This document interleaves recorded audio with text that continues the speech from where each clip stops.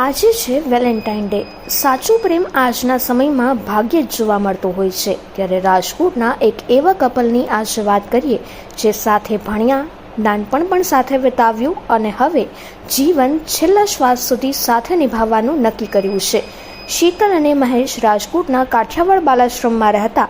નાનાથી મોટા સાથે થયા અને ગઈ 26 જાન્યુઆરીએ પ્રભુતામાં પગલાં માંડ્યા.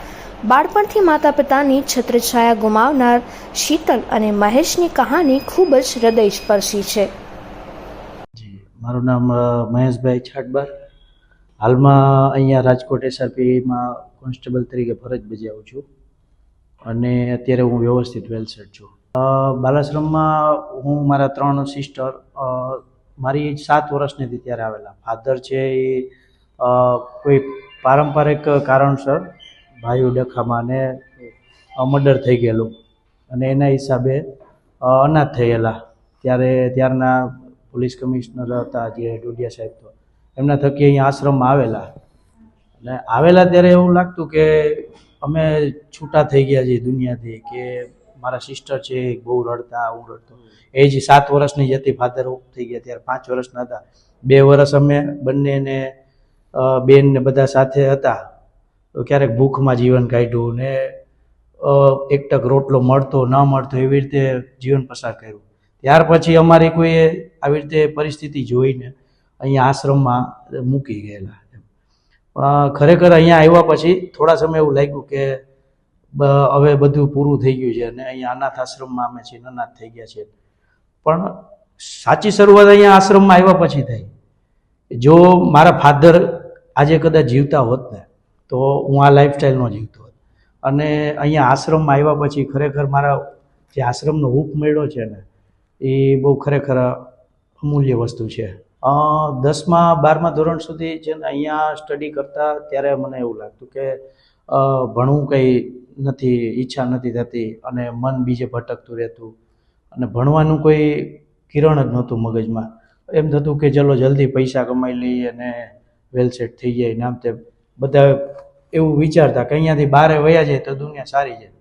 પણ પછી ખરેખર એવું થયું કે અહીંયાથી નીકળ્યા પછી મારી જાતે મજૂરી કરતો, કેમ કે અહીંયા 18 વર્ષ પૂરા થઈ જાય પછી ત્યારે નિયમ હતો કે છોકરાઓને બહાર મોકલી દેવા. પણ બહાર નીકળ્યા પછી મારો સંઘર્ષ ખરેખર શરૂ થયો કે છાપા નાખતો, કપડાની દુકાનમાં, ચપ્પલની દુકાનમાં, પછી સેન્ટરિંગ કામ કરતો, આવા ઘણા કામ કરતો. હીરા ઘસવા ગયો.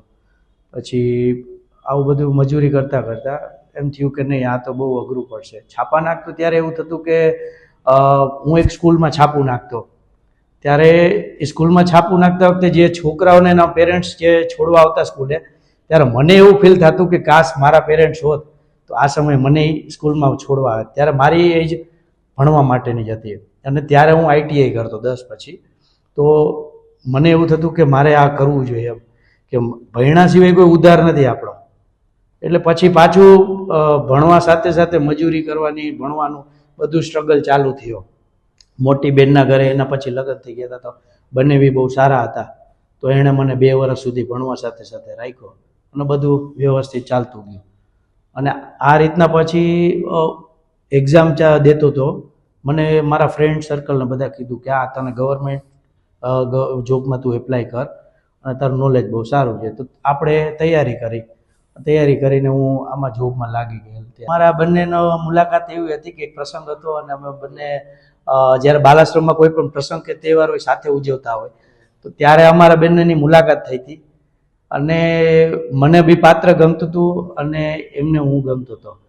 પણ મારા મગજમાં એક એવો વિચાર હતો કે મને જે કોઈ સ્ત્રી સમજી શકે ને, અન્ય સ્ત્રી, એથી વિશેષ મારું પાત્ર, મને જે સંસ્થાની દીકરી હશે ને એ મને વધુ સમજશે. કેમ કે મારું સ્ટ્રગલ છે ને એ એમને ખબર છે, એનું સ્ટ્રગલ છે સેમ મારા જેવું છે. તો અમે બંને લાઈફમાં એકબીજાને સમજીને બહુ સારી રીતે જીવન જીવી શકીશું અન્ય સ્ત્રી કરતાં. એટલે મને વિચાર આવ્યો કે ભાઈ મારે આગળ વધવું જોઈએ. પછી અમે અમારા ટ્રસ્ટી શ્રી છે CH પટેલ સર, જેમને હું મારા ફાધરની જેમ જ માનું. મેં મારા ફાધરને જોયા ને પૂરો મને ચહેરો યાદ નથી, એટલે જ્યારથી જોયા ત્યારથી CH પટેલ જ મારા ફાધર. એવી રીતે પછી એમને પૂછ્યું અને એમણે કીધું કે ના, બહુ વ્યવસ્થિત છે, તમે બંને હજી વિચારી જુઓ. અમે બંને વિચાર કર્યો અને પછી આગળ વિચારવાનું નક્કી કર્યું ને સગાઈ ને મેરેજ સુધી અહીંયા પહોંચી ગયું. મેરેજ લાઈફ શરૂ થઈ છે હવે, એટલે એમ થાય છે કે હવે બધું મારું પરિપૂર્ણ થઈ ગયું છે. પણ હવે એવું છે કે આજ સુધી અમે મોટા થયા છીએ ને તો અમે કોઈનું દાન આપેલું અન્ન ગ્રહણ કર્યું, ખાધું છે, બરાબર. હવે અમે બંને એવું વિચારીએ છીએ જીવનમાં કે આજે અમારો સમય હતો ને અમે બીજાનું કોઈનું ખાધેલું ને મોટા થયેલા. આજે અમારો સમય છે, અમારે કોકને કંઈક આપવું છે. અને અમે અત્યારે બંને વ્યક્તિઓ, બરાબર, મારા જીવનસાથી છે ને હું, બંને અમે સેવામાં જોડાયેલા છીએ. જે અમારા જેવા છોકરાઓ છે, ઝૂંપડપટ્ટીના છોકરાઓ છે, પછી થેલેસેમિયા ગ્રસ્ત છે છોકરાઓ, અમે એની મદદ કરીએ છીએ. અને એમાં બંને એટલો ફાળો આપે છે. મારી પાસે અત્યારે વ્યવસ્થિત છે, વેલસેટ છું, એટલે મારે પૈસા બચે છે થોડા ઘણા, તો અમે એના માટે યુઝ કરીએ છીએ. આમ જોઈએ તો શીતલ પંકજભાઈ વાઘેલા શ્રી કાઠિયાવાડ બાળ આશ્રમમાં લઈને 9 વર્ષથી લઈને 23 વર્ષ સુધીમાં હું મોટી થયેલી અને BSW MSW અભ્યાસ કમ્પ્લીટ કરેલો. અત્યારે શીતલ મહેશ છાટબાર. મમ્મી છોડીને જતા રહેલા અને મમ્મીના ગયા પછી ફાધરની જે પરિસ્થિતિ હતી એ મેન્ટલી અસ્થિર થયેલી. એ સમયમાં અમારું ફેમિલી, જેને બીજા અહીંના છોકરો તો કોન્ટેક્ટ મળતા એમના ફાધર થયું છે ને અમને એ મૂકી ગયેલું ફેમિલી. ત્યારથી અમે બાલાશ્રમમાં આવ્યા. શરૂઆતમાં એમ થયું કે નહીં, નાના હોય એટલે ખબર ન પડે કે મા બાપનો પ્રેમ શું છે, આ તે છે, તો ઘડાઈ ગયા કે નહીં ધીમે ધીમે મોટા થઈ જશે. પણ જેમ જેમ મોટા થતા ગયા એમ ખ્યાલ આવ્યો કે નહીં, મા બાપ શું છે ને એ વસ્તુ ખબર આવતી ગઈ કે સમાજનો જે એક આધાર છે ને એ મા બાપ છે. પણ બાકીના અમારા ફેમિલીની લાઈફ અમે જોઈએ ને તો બીજા છોકરાઓ કરતાં અમારું જે ઘડતર છે, અમારી જે જીવનશૈલી છે અને અમે જે રીતે મોટા થયા છીએ એ બહારના લોકો માટે મુશ્કેલ છે.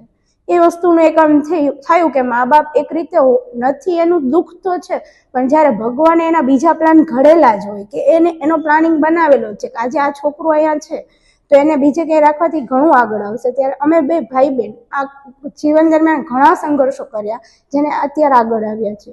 કોરોના ટાઈમે એવું હતું કે સરકારનો એવો નિયમ હતો 18 વર્ષે સંસ્થામાંથી કાઢી નાખવાના અને સંસ્થાને ફરજિયાત સ્ટ્રિક્ટલી નિયમ લેવા પડ્યા કે તમારે છોકરીઓને હવે 18+ પછી કાઢી નાખવાની.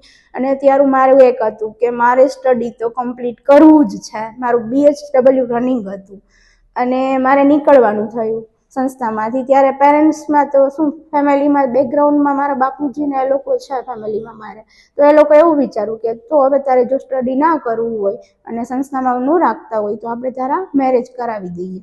પણ મેં મારા બાપુજીને કીધું કે નહીં, મારે સ્ટડી કરવું છે. તો એને મારા માટે થોડીક મહેનત કરી કે સંસ્થામાં પાછો એને રિક્વેસ્ટ કરી કે હવે સંસ્થા તમે લોકો સંભાળો, એમ કે આને સ્ટડી કરવું છે. તો કોરોના ટાઈમે એ પરિસ્થિતિમાં મારું બેચલર ઓફ લાસ્ટ યર ચાલતું હતું અને એ ટાઈમે મેં કીધું મારે સ્ટડી કમ્પ્લીટ કરીને હજી માસ્ટર ડિગ્રી કરવી જ છે. ત્યારે એ સમયે કોરોના ટાઈમમાં બાલાશ્રમમાંથી મેં વૃદ્ધાશ્રમમાં રહેવા ગઈ હતી અને એ ટાણે પોલીસ કોન્સ્ટેબલની તૈયારી ચાલતી હતી. મેં કીધું આના માટે હું ટ્રાય કરું. મારા જીવનમાં એ ટાઈમે આગળ વધવાની એવી ઈચ્છા હતી એમ.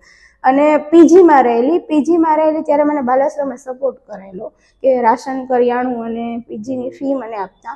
થોડોક ટાઈમ ગયો પછી મેં જોબ કરવાનું સ્ટાર્ટ કર્યું. બહુ નાની એવી અમાઉન્ટથી મારી સેલેરી હતી. એ કર્યા પછી થોડોક ટાઈમ ગયા પછી અહીંના ટ્રસ્ટીએ મને કીધું કે હવે તમે અહીંયા આવી જાઓ અને મારું જે bachelor of social work study regarding NGO એને મેચ જ હતું અને અહીંથી હું મોટી થયેલી હતી એટલે ટોટલી સંસ્થા સંભાળવા માટે હું એબલ હતી. એના અનુસંધાને મને અહીંયા જ જોબની ઓફર મળી કે એઝ અ હાઉસ મધર તમે અહીંયા વર્ક કરો. અને એ ટાઈમે કોરોના ટાઈમમાં બધા છોકરાઓને હેન્ડલ કરેલા. સૌથી પહેલાં તો જ્યારે મહેશ વિશે મને જાણ મળી ને ત્યારે મને થયું કે પોલીસ છે, થોડુંક ભલે સંસ્થાનો છોકરો હતો પણ મને જરાક વિચાર આવ્યો કે નહીં, પોલીસ છે એટલે મારો આખો હું સોશિયલ વર્કર તો આઈ થિંક જેલના કેદી હોય ને એના ઉપર મને દયા આવે એટલે મને ઘડીક વિચાર આવ્યો. 2-3 વખત મેં એ વસ્તુમાં વિચાર્યું પણ જ્યારે અમે બંને મળ્યા ને ત્યારે અમારા બેના થોટ્સ એકદમ મળી ગયા. અને મેઇન વસ્તુ એ કે પાર્ટનરના જો થોટ્સ મળી જાય ને તો જીવન જીવવું બહુ સરળ બની જાય.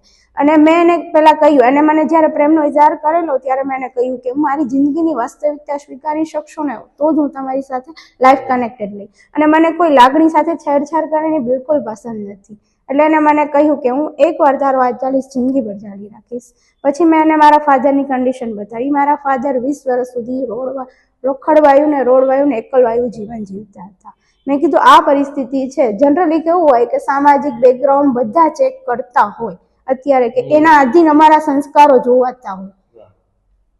બટ મહેશ એ વસ્તુ સ્વીકારી મને કે જે છે તારા ભાઈની બી જવાબદારી હું લઈશ, તારા ફાધરની બી હું લઈશ, અને આપણે બંને સાથે મળીને જે કરવાનું થાય એ કરી.